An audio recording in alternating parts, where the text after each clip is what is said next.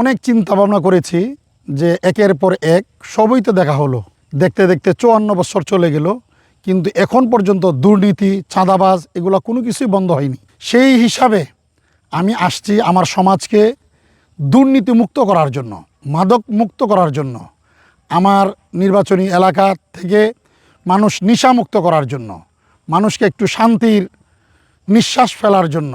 এই জন্যই আমাদের আশা যে আসলে আমরা যদি আমির যদি আসতে পারেন, আমরা যদি নির্বাচিত হই, তাহলে রেমিটেন্স যোদ্ধা যারা আছে ওদের জন্য আমাদের যা যা প্রয়োজন ইনশাল্লাহ সব কিছু আমরা করব।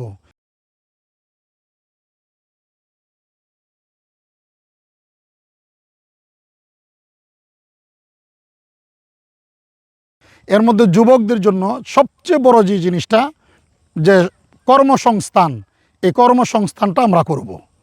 তারপরে আমাদের কৃষিবিদ যারা আছে, যারা কৃষক, এই কৃষিকের জন্য এমন কিছু কাজ আমরা ইনশাল্লাহ হাতে নেব যেগুলো ওদের আনন্দ দিবে, ওদেরকে খুশি দিবে, ওদেরকে লাভজনক একটা জিনিস ব্যবসা তাদেরকে বয়ে আনবে। আলহামদুলিল্লাহ সুম্মা আলহামদুলিল্লাহ, আমি ওই গণসংযোগ করতেছি, সবাই এই আশ্বাসটা দিচ্ছেন যে এবারকার ইনশাল্লাহ হুজুর নতুনদেরকে দেখব।